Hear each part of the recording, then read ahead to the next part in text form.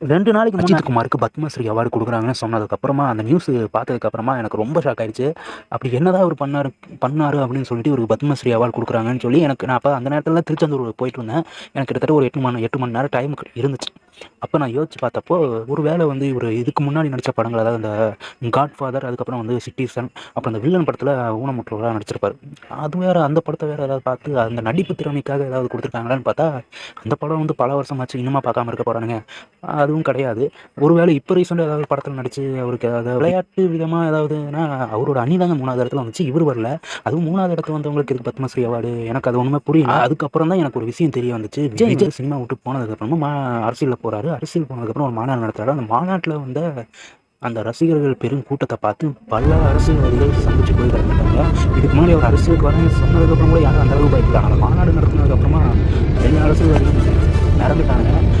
இது எப்படியாவது தடுக்கணும் அப்படிங்கிறதுனால வந்து இப்போ அஜித்தோட ரசிகர்கள் எப்படியாவது நம்ம பக்கம் வரணுங்கிறதுக்காக வந்து இப்போ அஜித்துக்கு ஃபேவரான விஷயங்கள்லாம் பண்ணிட்டு இருக்காங்க. ஒருவேளை அதுக்காக கூட இந்த அவார்டு இருக்கலாம்.